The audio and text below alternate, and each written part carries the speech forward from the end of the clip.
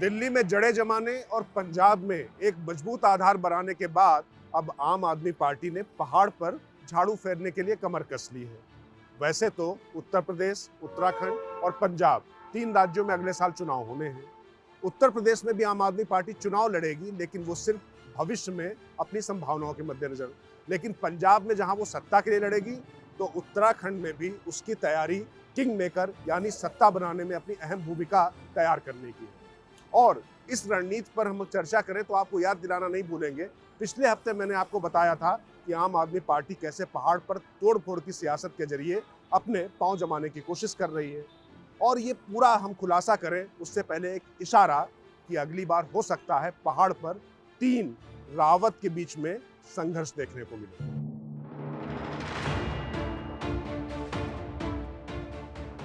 आपके मन में प्रश्न होगा कि कैसे, कौन रावत? तो दो रावत तो साफ दिख रहे हैं। एक तो वो जो त्रिवेंद्र सिंह रावत को हटाकर बीजेपी आला कमान ने जिनको मुख्यमंत्री बनाया है, तीरथ सिंह रावत, और दूसरे कांग्रेस और पहाड़ के फिलहाल सबसे वरिष्ठ नेताओं में एक हरीश रावत। तो ये तीसरा रावत कौन है?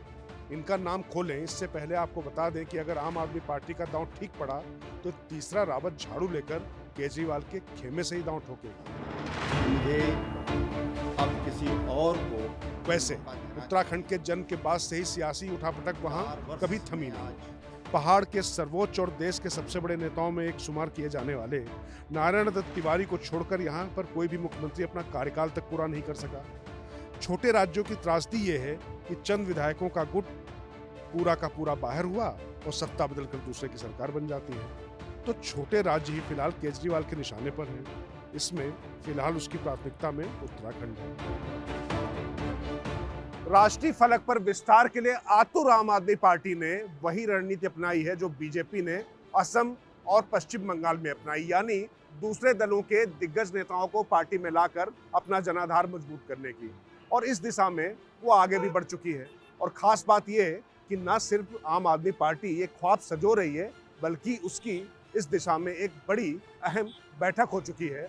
और हम जिस तीसरे रावत की बात कर रहे थे, जो इशारा हमने किया था शुरुआत में, वो हम आपको बता दें तो बीजेपी के ही कैबिनेट मंत्री हैं सतपाल महाराज।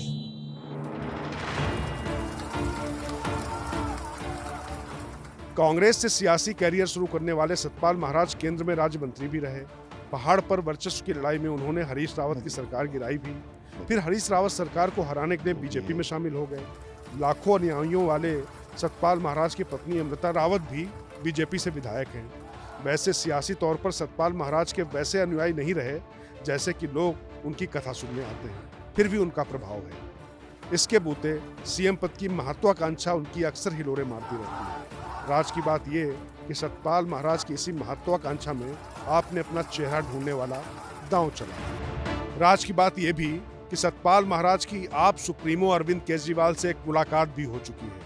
बाकी आगे के नियम व शर्तों पर बातचीत चल रही है। केजरीवाल उत्तराखंड में दिल्ली की तरह अपनी किस्मत का ताला खोलने की कोशिश कर रहे हैं, लेकिन इस बार रणनीति जो है वो बीजेपी वाली अपनाई है। क्योंकि देखिए, कांग्रेस और बीजेपी दोनों में असंतुष्टों की कमी नहीं है। काफी खींचतान अंदरूनी चल रही है। और वैसे भी मौजूदा जो बीजेपी की उत्तराखंड की सरकार है, उसमें कांग्रेस से आए नेताओं की भरमार है। ऐसे में केजरीवाल की कोशिश है कि इनके बागी नेताओं को या संतुष्टों को अपने साथ लाकर झाड़ू को पहाड़ पर मजबूत किया जाए। और जैसे दिल्ली में वो किंग मेकर की भूमिका में आते आते किंग बन गई, शायद वैसे उसकी किस्मत का ताला खुल जाए। लेकिन ये ख्वाब है, रणनीति है या सच्चाई, ये आने वाले वक्त में पता चले।